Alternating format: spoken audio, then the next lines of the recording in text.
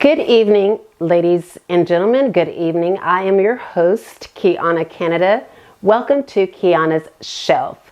Before we get into tonight's topic, don't forget to like, share, and subscribe to this channel. Remember that your likes and your shares, what it does is it pushes videos like this up in the algorithm. It tells the algorithm that videos like this are important. If you find this information useful to you, I would appreciate if you would leave a comment or if you share the video. Tonight we are going to be talking about cultural competence and protest. And I'm going to be structuring this video with this book, my little black book, A Blactionary. It's the Pocket Guide to the Language of Race. It's by Jane Ormoroso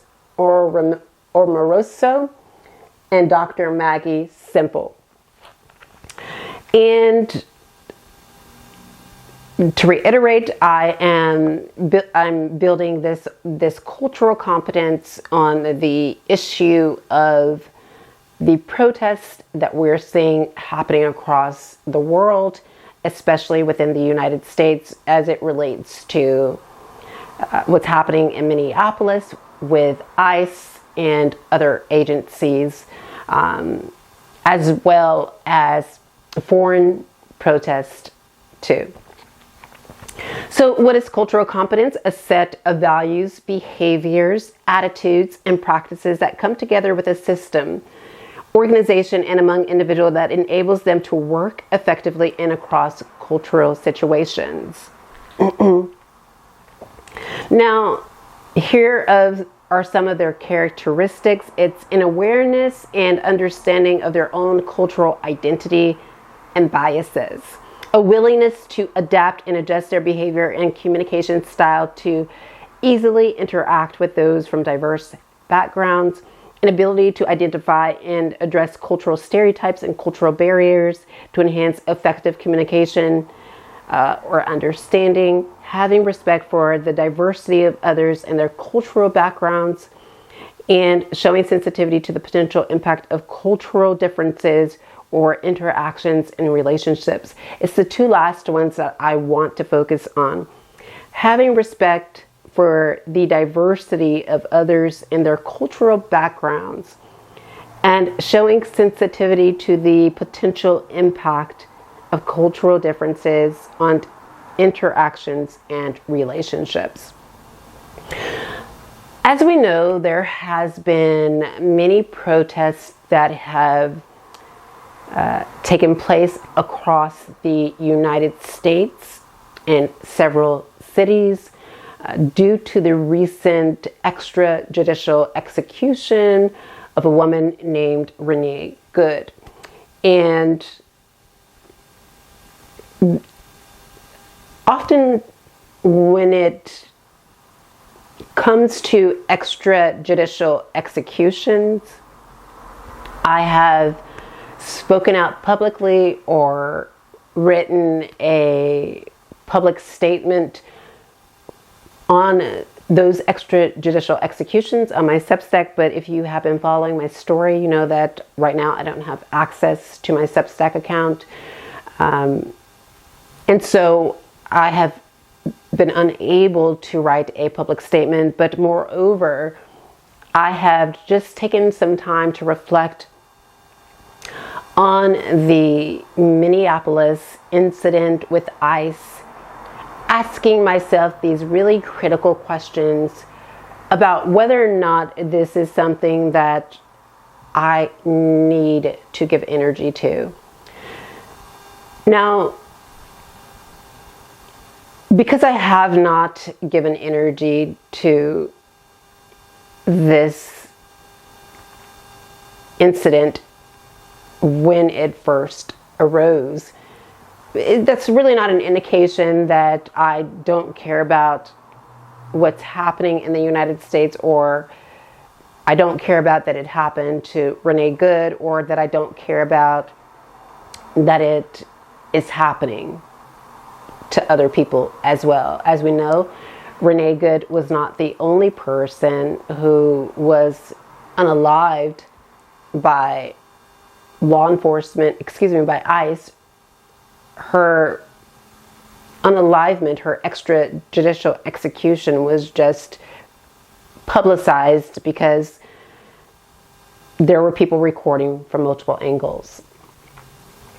And a question that I asked myself is whether or not Black people, descendant of slaves, Black Americans, should go out and protest this extrajudicial execution. And my argument is yes, Black people should go out and protest this extrajudicial execution, because it is an agency, a police agency, that has arbitrarily taken somebody's life. And as Black Americans, we know that we are often on the receiving end of this political state violence. And it is important, in my personal opinion, for Black Americans to go and take yourself to the streets and to protest these extrajudicial executions for that very fact. Now, I'm pretty sure the dominant society, information gathering agencies, they'll try and make this a racial issue. They thrive on racializing things when race really does not exist. And the reason why they do so is really to isolate, to facilitate abuse.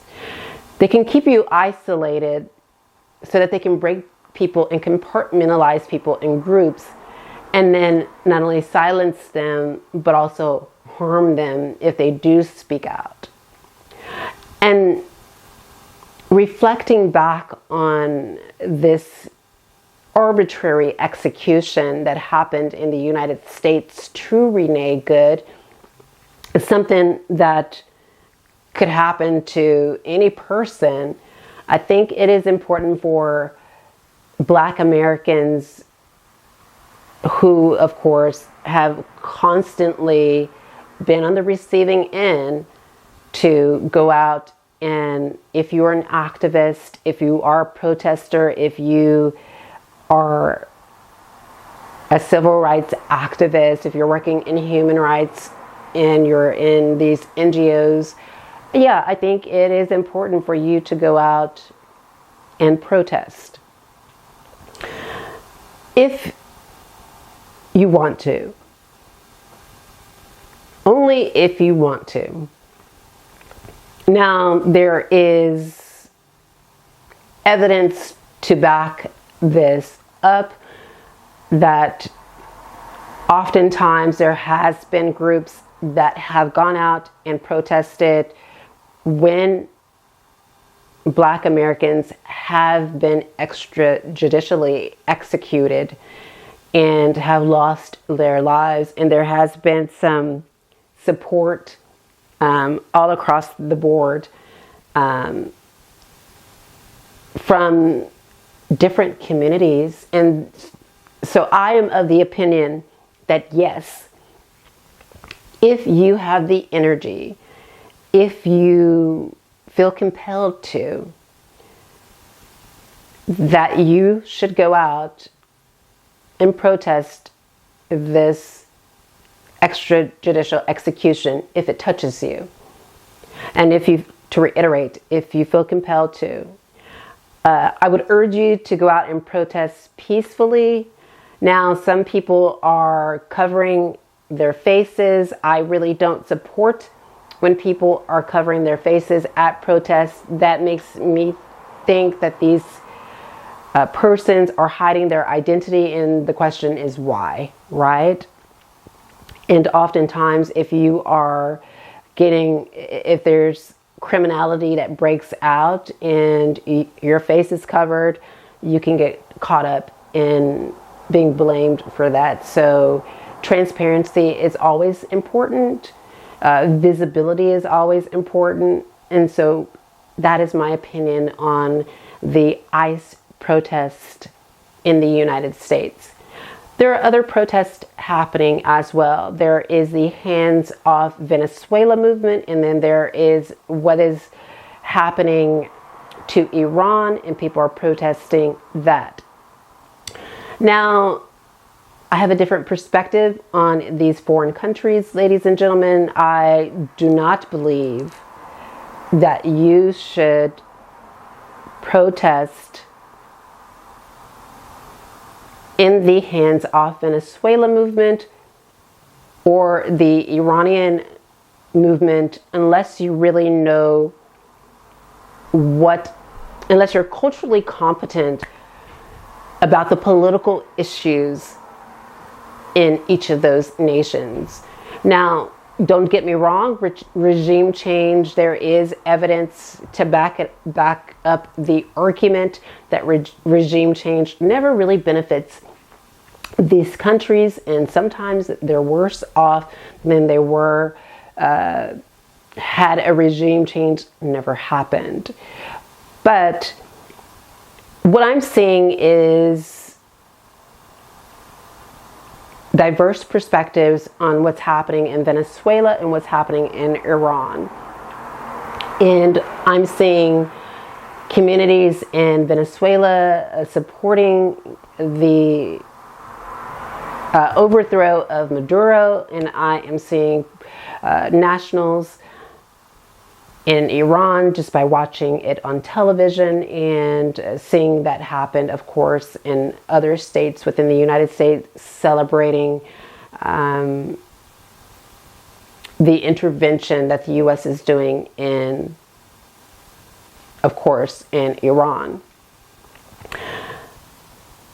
That does not mean that you don't care about the welfare of these nations. It just essentially means that if you don't know enough about what the people of that nation wants, their desires, then it's important for you to take a step back and to say, okay,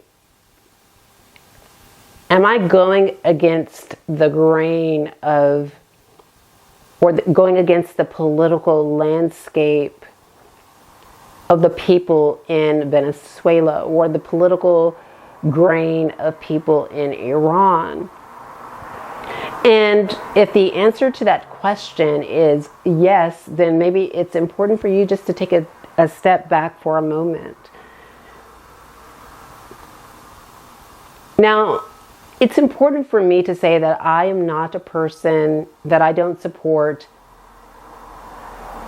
states overthrowing a foreign power. For example, I think that this is disproportionately done to weaker states, and it's disproportionately done to states that are either African or Arabic, or not only African or Arabic, but of course, if they're Latin states. That does not mean that Maduro is a good guy. That doesn't mean that he is not guilty of offenses that are being alleged against him. What it really simply means is that the United States is known for bullying states that have less power than it does. The United States is known for being not only a bully, but just being an abusive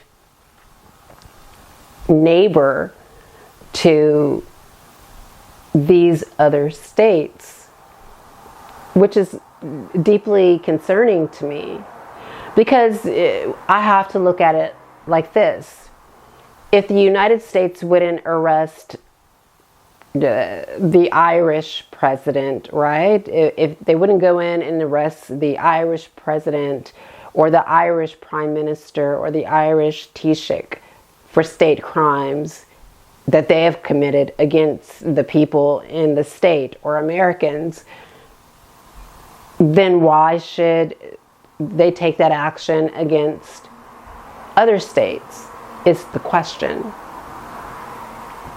And so I'm about what's reasonable and what's logical, what's rational across the entire board, right? And so if you wouldn't do it to your allies when they're engaged in state crime or criminality, then you shouldn't be doing it to other states as well. If you're respecting the sovereignty of your allies, then you should respect the sovereignty of those nations that are not your allies. And so this is why it's so problematic, in my opinion, for Americans to protest what's happening in Venezuela, because, to reiterate, there has been numerous arguments that people in Venezuela were begging for that kind of change for quite some time. In Iran, I've heard many activists stating that it is time for regime change in Iran. Howsoever, that does not mean that the United States has to do it, right? I mean, in these nations, they have a political system, and their political system should work in a way in which they answer the people's voices. And so there may be an argument that, well, there's not fair elections in Iran, there's not a fair elections in Venezuela, but reality is that there's not fair elections anywhere. Not even in the United States. The elections there, we have problems with our electoral system in the United States as well. The elections are unfair everywhere. And so I think that just as Black Americans, you really need to decide how you plan to use your energy. So for example, I am currently in Belfast, and I would not recommend a Black American, if you are in Belfast, Northern Ireland, or the Republic of Ireland, to go out and protest against any cause, unless there are people that are willing to protest your ill treatment, or when you are being abused, or when you're being harmed. And based on my personal experience in both nations, that is really just something that's not going to happen. There is this ignorance really about the United States harming Venezuela, harming Iran, harming Palestinians, but not harming its own citizens. There's this ignorance that Black Americans, the ignorance is here in Belfast, of course, in Northern Ireland, and as well as the Republic of Ireland. There is this deep ignorance that Black Americans are insulated from ill treatment, that Black Americans are living the life of Beyonce and Jay-Z, and that's really not reflective of every person in the United States. Because we can point to very wealthy people that are in nations all across the world, right? In Africa, in the Middle East, in Europe, billionaires, millionaires, and we can't say that that is reflective of every person that lives in those nations. So why does the burden always shift on Black Americans to prove that they're not being harmed? The burden is always shifting to Black Americans to prove that they don't have it good. And that is always the assumption. And this is what really, can we get real here? Let's get real. This is what really bothers me.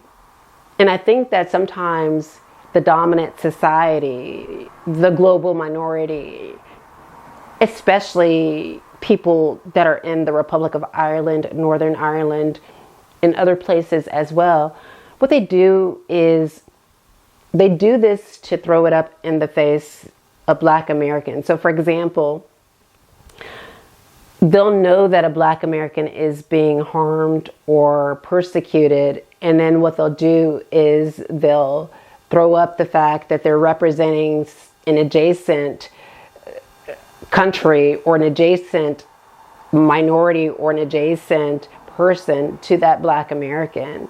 So for example, so let me give you a deeper example. When I was talking to a couple of activists last week, they were protesting in favor of this movement, Hands Off Venezuela, right? Which is their right. They have a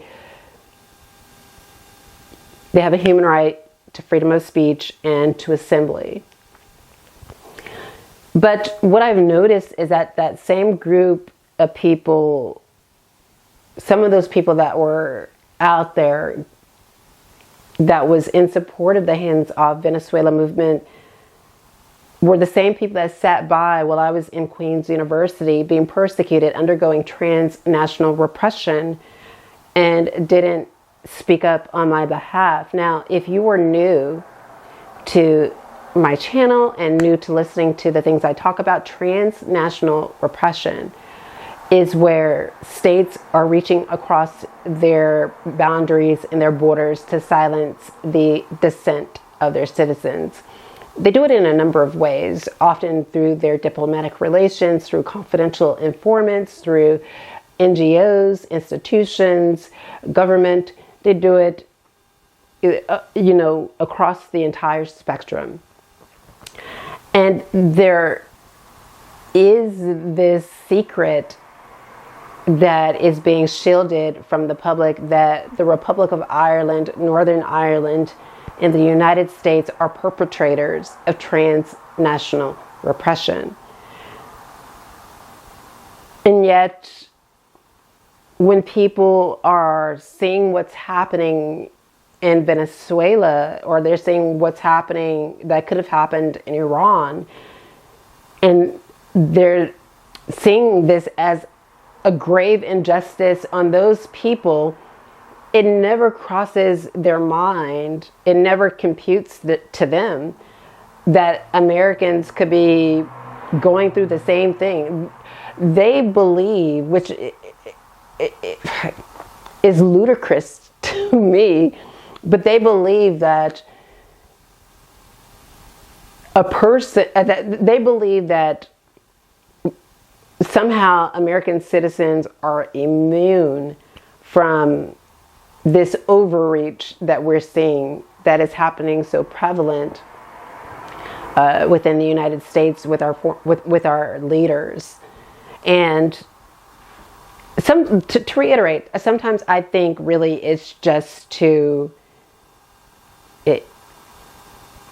agitate and irritate Black Americans when they go out, especially here in Belfast, Northern Ireland. It's a lot of virtue signaling. They're pretending, and this is not reflective of every person, but some of the people, they're pretending that they are against the United States activity in Venezuela or the United States activity in Iran, but you're not against the United States persecuting its own citizens. You're not against ill treatment happening to American citizens. It's almost as if you are a bully is beating up a group of people. Let's say, for instance, there's a bully that is picking on, a number of weaker people, and there's only one or two people that you decide to help because you believe that they are more deserving of your help than the other people that is being harmed. That's deeply concerning to me. I want to apologize. I have been under the weather for a few days. My throat has been, I'm getting over what appears to be a cold again, right? Like the weather is so, these microclimates here in Northern Ireland will get you, because like it'll be warm and then it'll rain and then it will get cold. And so this is a breeding ground for someone to get sick, right? And so I'm recovering from a cold, and so I know, like in the last couple of videos, my voice has sounded a bit scratchy because, of course, that's because, you know, recovering from this cold. But what do you think, ladies and gentlemen? Do you think that Black Americans should go out and protest the extrajudicial execution of Renee Good, and of course this other gentleman who was Black American who was unalived and extrajudicially executed as well? As you know, to reiterate, I think that because it was an extrajudicial execution, that it should be protested, it should be denounced peacefully. These other two causes, the hands off of Venezuela and the Iran incidents, I think that there is more reflection that Black Americans really should do before they go out in a protest against the United States on those issues. To reiterate, it really goes to the crux of what the people in Iran want and what the people in Venezuela want. And I do understand regime change is not really good, especially when it is coerced and being perpetrated by a foreign power. And evidence does support the contention that when foreign powers coerce a regime change and are influencing it, that these states are never well off. They do, you know, they don't succeed. There's more harm than there is good in the long run. And so I think it would be beneficial for Black Americans to really have discussions with Venezuelan Americans, people from Venezuela, people from Latin America, to really get their perspective. And if they say, hey, no, this is wrong, this is something that we stand against, then you have your options there. But if they're saying, no, we didn't want this person in office, this person is corrupt, this person is violent, this person has harmed many Venezuelans, then you have your option there. Same thing with Iran. It would really do Black Americans some good to speak with Iranian Americans about whether or not they should consider doing the same thing, protesting in the same respect as with Venezuela. And there you have it, ladies and gentlemen. We'll talk to you next time. Bye-bye.